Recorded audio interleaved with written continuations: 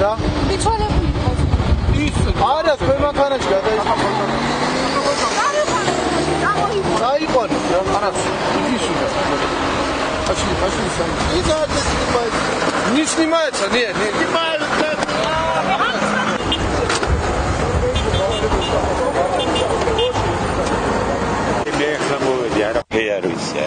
ეხლა მოვედი ეთერში. ინფორმაციასთან დაკავშირებით მიმართეთ შინაგან საქმეთა სამინისტროს პრესს.